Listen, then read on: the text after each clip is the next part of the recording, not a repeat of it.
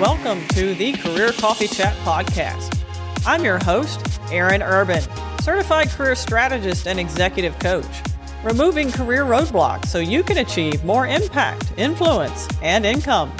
And today we'll be talking about those success elements that are hardwired into your DNA that defines how much impact, influence, and income you will receive and how you will be able to elevate your career most successfully based on those elements. So today, what are we talking about? These 5 DNA, success elements. What is this? Yes, in fact, you do have hardwired gifts, and we will learn how to leverage your authentic core self, as Anna Stephenson says. Now, she is the Authentic Core Life Coach, and she will be sharing the 5 aspects of body, mind, and soul each individual has uniquely wired for your authentic core self.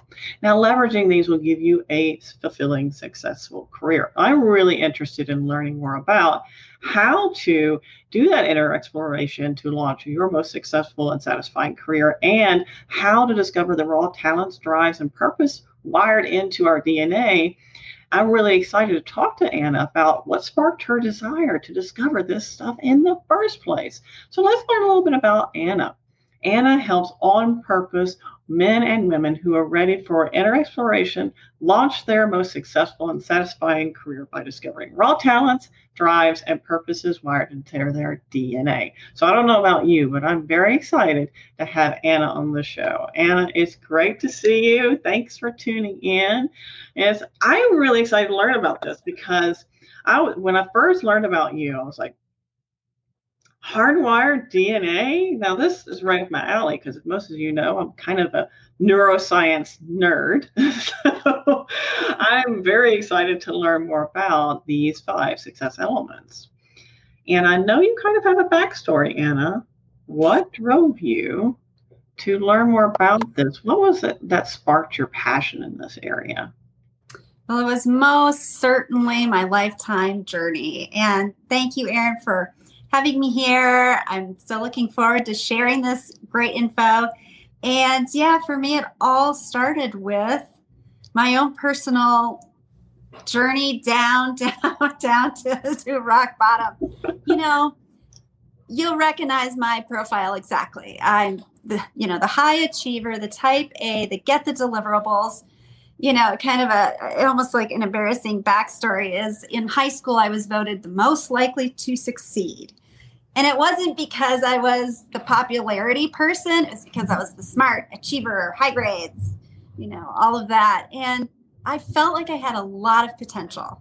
And I just set out on my career path, trying a little bit of everything, trying to be great at everything. And it turns out that will burn you out really fast. Especially if you don't have a clear inner sense of your inner drives, a bigger picture of what your life's about, and the knowledge of what your personal strengths are that you're a little better at than others, that you can develop your skill and competency in really quickly and step into leadership from that. I had no idea about the inner information, the self-awareness. Right. So when I had a an exit interview from a company I was working for in management consulting, and they said some feedback that was like both shocking and also I knew exactly what they were talking about. And they said, you really don't seem like, your heart's in it, or, like this is the long term for you. Yes, you work 80 hours and you do all of the stuff. And yet, is this really what you want to do for your long-term path? So I took a little hiatus. I went back to grad school. I thought more about how am I going to really find out what that is correct for me. And so that's what started me on the path to discovering my own DNA for success. And then that's what helped me put that program together to guide others through a similar process. So now I know there's the external data, what those career possibilities are, what the market's doing, but I also know the internal data. which is equally important to aligning myself to a job and a career path that's interested in, or that's set up for me to have longevity in, that's set up for me to develop skills really quickly in, and I know my path to growth because I know what my inner strengths and weaknesses are. So I continue that professional development every single day. That's great. So you know what lights your spark, if you will. I know what lights my spark. That's really important. I want to say hi to Glenn Wiggins for tuning in from DC. Nice to see you, Glenn. Here's the thing, though. Don't you agree, Anna, that we kind of feel like, unless we're educated otherwise, that we should try to do all the things. We should try to be perfect. I know that a lot of high performers I coach do suffer from some level of perfectionism and overachievement syndrome, right?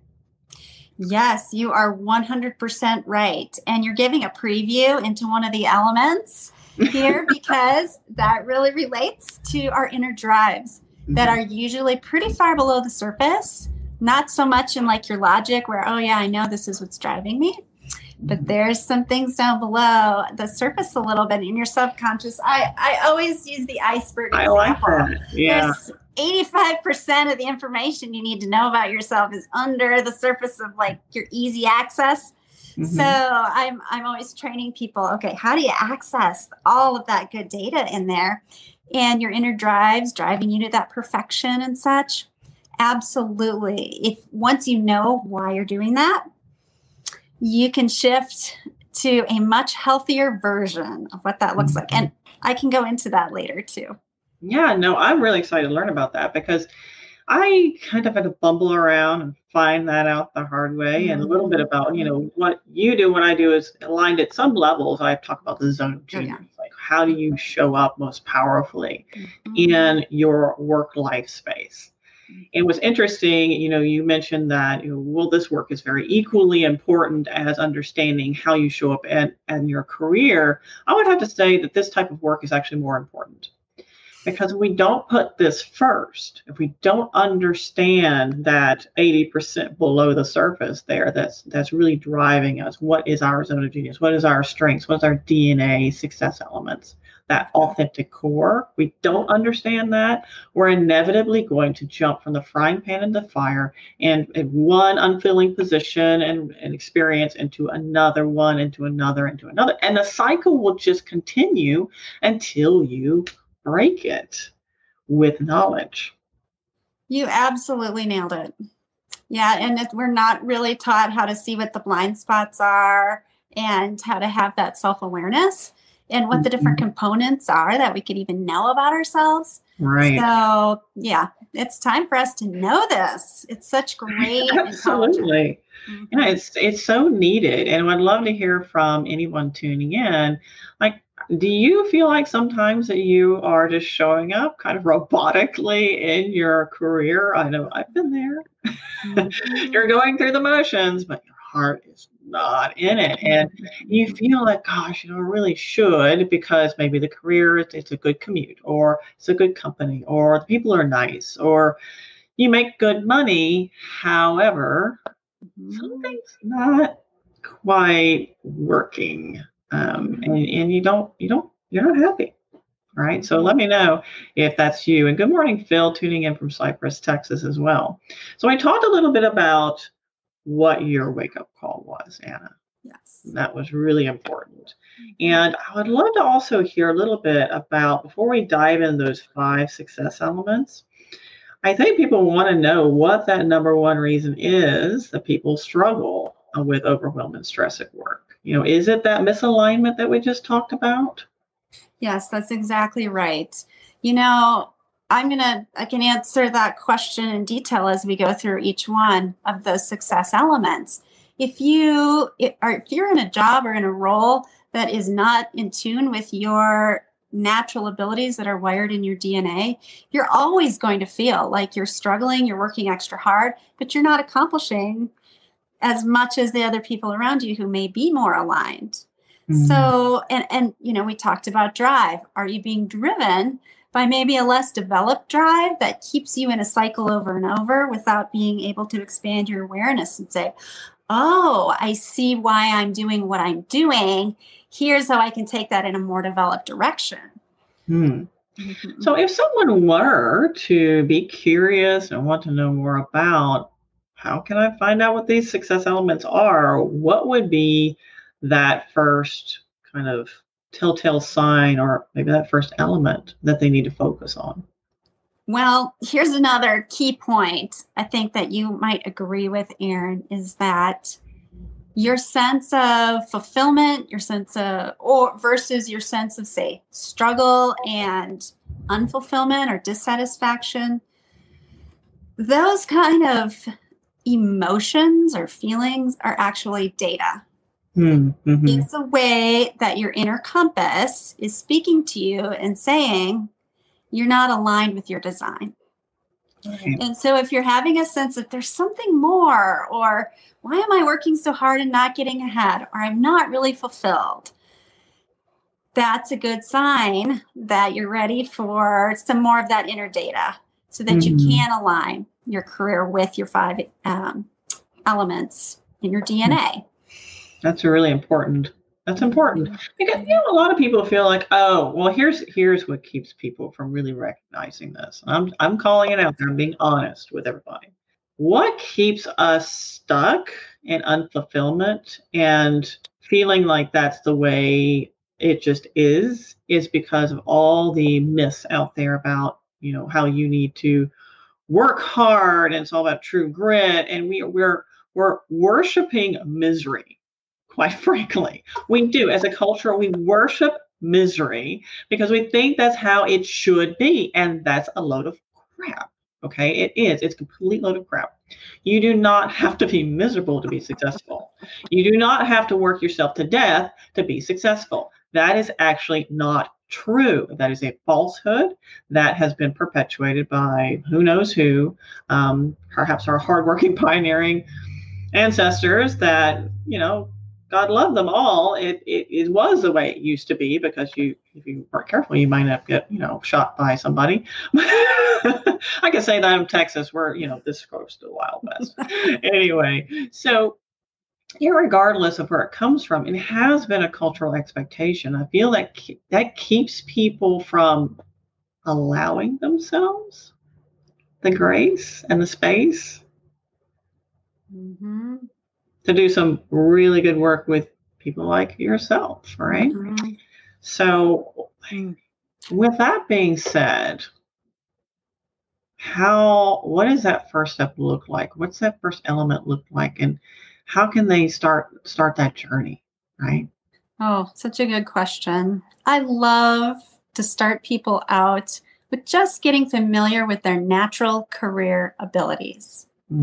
Now, I have to do just a tiny neurobiology lesson here, and this is going to be way more simple than you could teach, I'm sure, Erin. But the idea is that from the time that you're born, you have a foundation that is unique in your neural connections. So your brain and your body is full of neurons, your neural cells, and they connect and they form pathways, different people in different ways. And when you're born, you have a sort of foundation. And that includes natural abilities that you're wired for, as well as several others that we can talk about later. But it basically means that there are certain activities and there are certain ways of thinking that your brain already has pathways that other people don't.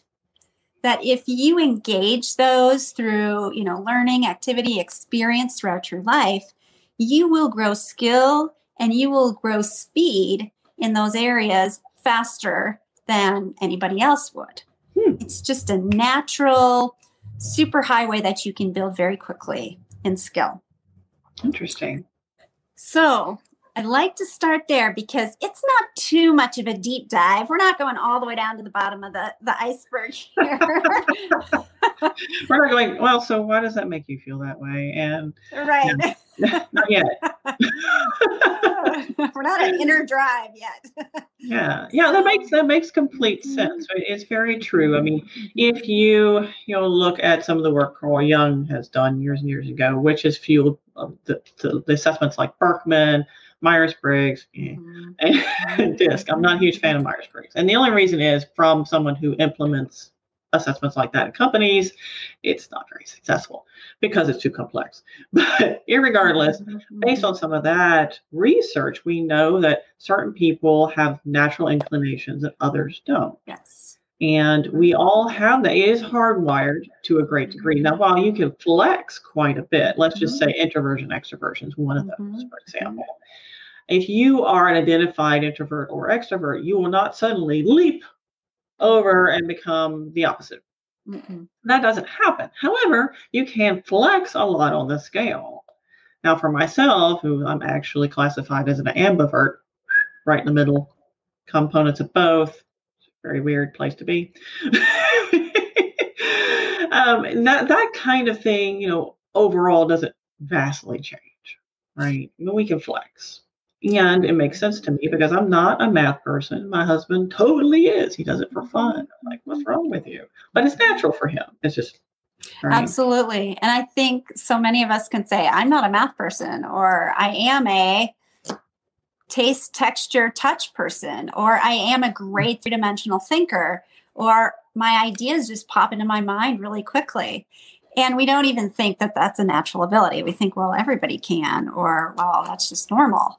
And in truth, it turns out that those things are often extra special to us. And the more we capitalize on them, the more you specifically engage in building that particular in your daily tasks at work and life, the faster you grow to, skill and ease. So for anybody tuning in, I'd love to hear, what are those things that come naturally and easily to you? Because here's the thing, I oftentimes call them gifts, and they'll fly under the radar because sometimes they're not sexy. They're not like, I have a gift of public speaking, or whatever that is, or I'm a gifted actor. Sometimes you have a gift with plants. I have a gift with plants. I have a green thumb. It came from my grandfather. It was inherited. Good for me, but it's just not, some people have different types of gifts, but what's your gift? I'd love to hear from those of you who are tuning in. What's your gift, and does it connect with your career? That might lead us to our next element, perhaps. I'm not sure if it does or not, because I'm just as much in the dark as anybody else. So tell me, what's our next one? Well, and I don't mind sharing a quick example from my own life. My natural abilities, when I knew them objectively, I kind of had to accept it. I'm really wired to be an adult educator. That's not sexy in the world that I come from, in the family I was raised in. I think, and look, you're coaching, so. Yeah. So I had to, kind of disconnect with what I thought would make me look great, or would be something that, would somehow be that sexy role, and say, you know what, I have to dive in here because actually this is the work that when I have an exit interview, they're like, please don't leave. And I've had so much fun doing it along the way. So I'm really glad you brought up that point. Yeah, that's really important. I want to say hi to Art Dela Cruz, who's tuning in. Great to see you, Art. And Carnisha mentioned, she said, people have gifts, people have the gifts of organization and empathy. So I don't know, Carnisha, if you're talking about yourself, I highly agree. You do have the gift of organization and empathy. So it's important to know these types of things about yourselves. And we all have more than one. Where the dissonance comes in is if those gifts are the antithesis of what we're actually doing, or not leveraging them. Yes, absolutely. Right. So that can take us into the next element, which is your brain's optimal focus. And we tend to think, well, I can do anything, right? I just have to put my mind to it and put the energy behind it. But actually, your brain is wired to focus on a certain category of information that it wants to use your natural abilities within. So those categories are something that maybe without even noticing it. And again, this is a process of becoming aware. It's a category of information that you notice right away. When you walk in a room, you notice it. When you read something, you notice it. And you want to take action on it to improve that particular area. Now, it could be something like the softer type of skills, like how's everybody doing on the team and what do we need to do to make sure everybody's bringing in their best contribution. Or it could be an emphasis on noticing the problems that are going on here and want to improve the effectiveness and efficiency of how we're getting things done. Those would just be two examples. But when you start to step back a little bit and take a look at yourself and say, what is it that I notice that I'm not even realizing? And that, I feel like if we don't take action on that, we're really missing something. This is your brain's optimal focus. Interesting. So for those people that walk into the room and automatically start finding fault, and they're not always negative Nellies. They could be just that's how they're wired. They're wired to try to improve things, or a version of that. But that's how they're wired. They're wired to see these things first versus, and some people are metrics driven. Oh, okay, what's our numbers? How are we doing? And some people see the people in the room, which equals productivity, which is leading to a lot of interesting return and re-entry into the workplace. Some people are like, managers like, no, they have to be there because their presence means it's productive. No, but anyway, but it's just what their natural inclination is. Yeah. And you said the negative Nelly, always looking at, this problem and that problem. That is, she probably has, her brain is optimally designed to focus on that. So interestingly, what our brain is, the category that our brain is wired to focus on usually means a sort of opposite category our brain can be blind to. Like, I see the problems and I know how to fix them. We so need that in every team for sure. And then the blind spot that comes with that is usually, how are the people doing in the room? And what do we need to do to bring all of them up to their best performance? Very interesting. So this is one of the examples of how knowing yourself gives you a really clear map to your best steps for development in leadership, in team role, in all of those things. That is very important, because part of being able to elevate yourself in your career is knowing what those blind spots are, because if you don't, then chances are those blind spots will keep dragging you down. It will be that invisible vacuum because, holding you back. Because, and also know that while we are blind to our blind spots, other people aren't. Yes. So that may play a part as well. So I'm interested to know okay. What's number 3? You baited me now with 1 and 2, so I'm ready now. Give me number 3. Well, number 3 we already got a hint about earlier, and that is your deepest drives. So I'm going to start this one out by just telling a story to begin with, because it's one of the ones that is deeper down at the bottom of our awareness usually. I was just recently talking with a market executive, and she said, I've peaked in my career. I've done every role at the highest level in every aspect of marketing, and I'm really feeling drawn to something new. I want to work in nonprofit. I want to spend more time at home with my child. I just want to have some freedom in my schedule, for God's sakes, for a while.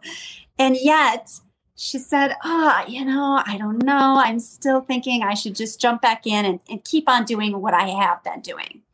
And so as we were talking, she suddenly realized, oh my gosh, I know what is underneath all of this. And that is actually going to make this decision for me. She said, I can't believe it. And it sounds so silly, but I am driven at whatever age, after making so much money, all these high positions, I'm driven to prove my worth to my parents. Ooh. So you can see how deep down these go, way back to childhood. And so, it's totally true though. I mean, when I started doing work around conscious language coaching, for example, which is basically the words we choose and put into either our internal narrative or articulate actually drive our outcomes and further cement our mindsets, etc., and can sabotage us, particularly for trying to establish a different mindset, and we keep articulating the things that are opposite to that and reaffirming in our brains that no, this is that, like life is hard. Simple things, right? That we reaffirm. And I encourage people to go back to, okay, what was your familial structure? What was normal? Take, for example, my family, hard workers, really hard workers. In fact, if you didn't work hard, what were you living for? What were you doing? What are you doing if you're not working hard? I mean, what's wrong with you? So it was this very much work,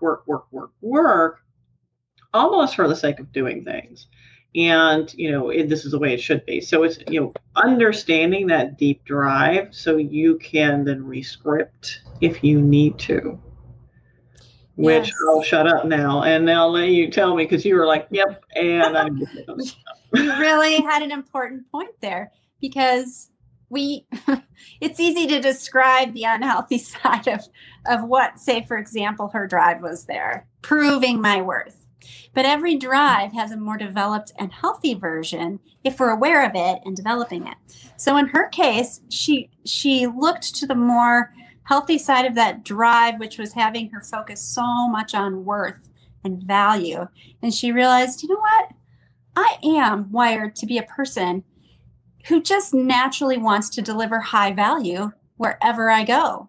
Mm-hmm. And now she could say, instead of being tied to, I have to prove myself in a certain way, it became, where would I like to add value next? Completely changing her inner drive. The voice that her inner drive was using and keeping her stuck in her decision or freeing her up to follow all the elements of her DNA for success. That's really important, because what you're doing there is, while you are rescripting, you're not moving away from the natural drive. So it's still a natural. That's so important. And actually, you're the first person that's actually articulated that. So this is really an important moment on Career Coffee Chat, folks. I don't know if you know this, but you are the first person who's identified that, instead of pulling people out of their zone of, their natural zone of being, let's leverage the strengths that are there and turn them into strengths. Because yes, they can have a negative connotation. I mean, any strength used in excess can be negative, or depending on how you perceive it, how you use it, how it expresses itself. And it also has a more positive expression. So what is that? And understanding that and being able to leverage that. That's really important. I want to say hi to Robert, who just tuned in a little while ago. And he said, I showed up just in time. We're blind to our blind spots, but other people aren't. And this is one reason why coaching is so important. People are like, oh, what's the value of coaching? What do you do? No, we're not just going to ask you how you feel about things. It's giving you that perspective into those areas that we're just so used to it, we can't see it. 100%. Yeah, right. Absolutely. So now that we've got a more positive spin on our deeper drives, making sure they're working for us and not against us, what do we do next? Well, step 4 actually can be really fun. This one is, okay, we're going back to a little neurobiology here. We've talked about the first 3 elements, which are pretty much hardwired in from the time you're born. And there's wiggle room, of course, in how they develop, but they lay a foundation of neural networks. Now, the next steps we're going to talk about are neural layers that build on top of those. So the next step is to tune into your most fascinating interests, your most meaningful values, and your vital purpose. It sounds much more than just vision and values to me. It sounds Now it sounds like vital purpose. So that's pretty deep, right? Yeah, yes, you're exactly right. It's not just something you sit down and brainstorm and I'm done. You actually can connect the dots when you look at each element of your DNA for success, the elements we've been talking about here, and they will draw a path for you to what your vital purpose is based on who you are born to be in your DNA. Wow. I think I'm going to get this done for me. I would love to. That'd be so fun. That'll be great. So for those of you tuning in, let me know what has resonated with you so far. And most importantly, we mentioned before, but do you feel like your vital purpose is actually aligned with your career? Yes or no? And if yes, great. Talk a little bit about how you're leveraging it. As we mentioned before, we all have these natural inclinations. And whatever they are, we want to be able to leverage those within our work life. Right. And when we're not is when we feel dissonance and disconnected and frustrated and stuck and stagnated and burnout. All these negative emotions start emerging and negative experience emerges. So what are those for you? Are you aligned? Are you not? And if you are, how are you leveraging it? Because I'd love to know more about that, because it might also, thinking through that might give you a little insight into how you can leverage a little more, because oftentimes what we're doing is we're trying to fill in the gaps and, make ourselves all perfect and even, and no. Stop wasting your time doing that and leverage your strengths. So now we're at the big five. We're at the big five. Yep, number 5. And this one is usually something that we're just very unaware of, but will absolutely keep you in indecision if you're at a crossroads in your career, trying to choose your path, or just keep you very stuck and feeling like, life isn't making sense, work isn't making sense. I know I have more potential than this. Why can I not step into it?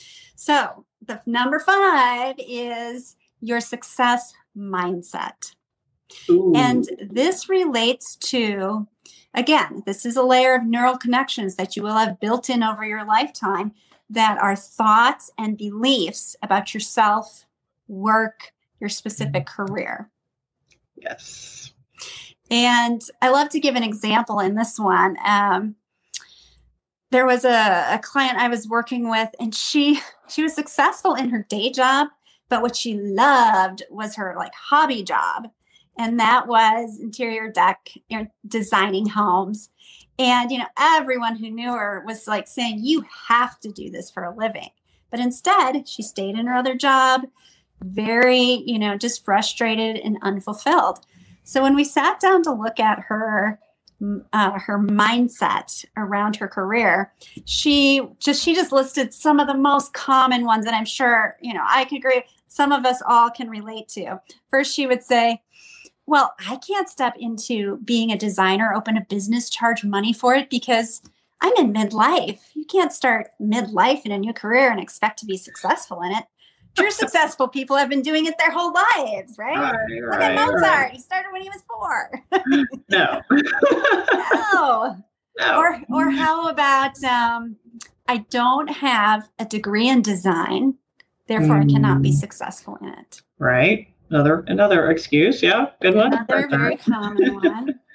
Yeah. And so for her to be able to say, oh my gosh, these were in the back of my mind. It's not like I got them out and they were on my list of pros and cons for how I was deciding what to do. They were just in the back of my mind, forming a lens, a mindset lens for how I was looking at myself and my opportunities, what was real for me or not. So, from the outside looking in, we can easily say, well, none of those things are true, but they really feel true to you. Right. Yeah. Yeah, so, I call those limiting beliefs, and limiting beliefs. It's a part of our, internal narrative and articulated narrative. Those conscious language choices we make, or actually they're totally unconscious. That's why I call it conscious language coaching, because you have to become conscious of the unconscious, because they are completely unconscious. They just fall out of your face, and you don't really even think about it. It's like that, and there it is. Like my mother. Several months ago, we were looking at the stars, talking about life as I, drove her home after dinner. And She was like, well, you know how it is. If not one thing, it's another. I was like, what are you saying? Stop making that expectation in your life, because if that's the Yes. expectation you set, that is the experience you will have. Whatever we articulate is setting ourselves up for that expectation. Yes. Yeah. Yes. So, you know, entrepreneurs, from time to time, I will coach other coaches, and we do a lot of work around, okay, what is your belief structure about money, wealth, happiness, success, work, all these belief structures, and understanding, first of all, understanding what they are and getting them out consciously, because until you can identify them, until you name it, you can't tame it. It's running the show if you're not aware of it. That's right. You have to name it to tame it. Absolutely. This has been and once you tame a natural belief, I mean, she could change it to, well, I'm not even starting a new career. I've been doing this my whole life. I've restored historic homes in world-class cities. I sold my last personal home for $200,000 above asking price because people love what I do at the house. So she's shifted from her thoughts and beliefs that had developed a lot over time but weren't true. And she shifted to looking out into the real world and seeing, well, what do the facts actually tell me? And Erin, it doesn't necessarily change the fact that you have some doubts along the way. But the more you embrace and replace with the new, more factual beliefs, the more supportive your inner environment is. Absolutely. That's so true. Well, this has been a lot of fun. I would like to get some other thoughts from you about, current trends based on what you know as a coach and based on these 5 elements for success is hardwired in our DNA. Because what I'm seeing is an alarming trend, continually alarming trend that's been ongoing for some time, that employers expect more out of employees, more and more and more and more, less resources. They expect you to know more, and now we're going into a very hybrid work environment, which, by the way, is temporary. And we'll be talking more about that in the months to come and why it's temporary. So there is no new normal yet. But how do you see, this playing a role in our future to come, and how this is so incredibly important? And we know that employers are asking more and more out of employees. What do you see to come, based on that information? Well, you're absolutely right. We're asked of a lot, and we're asked more and more in our work environments. And when you know what your strengths are, what energizes you, but also what you need in order to refresh and restore, when you know what your specific real contribution and value that you can add in a project and where not so much, when you know the ultimate target for when I get to the end of my life, what do I want my 90,000 lifetime hours at work to have been about and to create, then you have a really clear inner compass for saying, yes, this is what I will step into. This is what I will spend 80 hours a week on for this time. Or you will say, this is where we need to bring in somebody else. It'll really help you tailor into where you will really add the highest value, the highest performance, the highest contribution, but in a way that works for you and that, gives you that life energy and that fulfillment. Right. Yeah, that's so important. You're absolutely right on target, because the more information you have and the more informed you are, the better decisions you can make and the better boundaries you can establish. You can also have more, let's say, impetus, more energy to defend, if you will, those boundaries and make sure you maintain them to your own health and well-being and benefit. And what I'm seeing too, cautiously optimistic about Naomi Osaki's recent bold move in tennis, where she said, no, I'm not playing the game literally and figuratively with the media. This gives me anxiety. It's not healthy for me. I'm stepping away. And also having a lot of big names to support that. hopefully will start a trend for people acknowledging that individualism is where we need to be focusing our time and space and energy and honoring people's individual strengths and talents versus trying to make everybody the same and stuffing everybody into little pegs, and putting them in the big wheel of corporate, whether that be performing or professional athlete, whether you be a high performer or otherwise.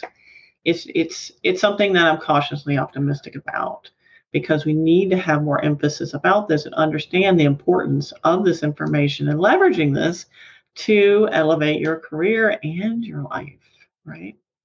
100%. And when you have even the concept that, wow, I can actually speak to my boss about what does work for me, sign up for the aspects of the project that do, etc.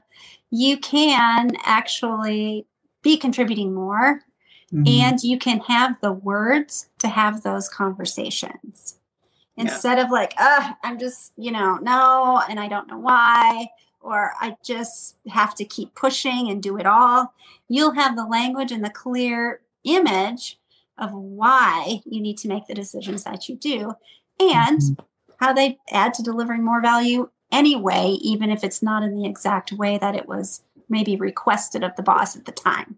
Absolutely. And this goes, for, coming back into reentry. Some roles will be remote, some will be hybrid, some will be in the workplace full time. You can have these kinds of conversations where you show up most powerfully and make those requests more succinctly and more effectively. And additionally, for those of you who are still seeking or looking for opportunities perhaps in the future, this type of knowledge will help you land those opportunities that fit you best versus, and I see it all the time, I'm just going to spruce up my resume, talk about everything I have done, and expect to get something different. It doesn't work like that. In order to get something new and different, you have to talk the right language to resonate with whatever it is you want to attract. If you don't, you will just get more of the same and continue to be frustrated and unfulfilled. Well, Anna, it's been a great pleasure having you on the show. Any parting comments? I know you have a course coming up or has just been launched. Yes, thank you for asking. I did just launch an online version that could take you more deeply into your 5 elements in your DNA for success, if you're interested in doing that. And it's got so many examples. It's got more details about what they all mean. And it has do-it-yourself worksheets so that you can dive in more deeply and begin to discover your 5 elements for success and then pull it all together. Right, absolutely. You find more about that at authenticcorecoach.com. There's a banner at the bottom of the screen. We'll get you right to that location. And feel free to reach out to Anna on LinkedIn. Of course, she'll be happy to connect with you and answer any questions you have. And as far as the show or any questions you have about anything we've talked about here today, you know that you can reach out to us at any time, whether that be directly in the show notes, comments, questions, what have you. And if you're listening to the podcast later, feel free to give us a thumbs up, a good rating on whatever venue you're watching through. And as always, it's been a deep pleasure, first of all, Anna, to have you on the show. It's been a lot of fun. And, I'm a big nerd about neuroscience. I'm like, oh, this is so much fun to learn about this kind of information. And for those of you who are tuning in later, as I mentioned before, feel free to pop your comments in. We'll be happy to answer them. Until next time, ladies and gentlemen, fans, friends, family, it's been a pleasure. Keep elevating.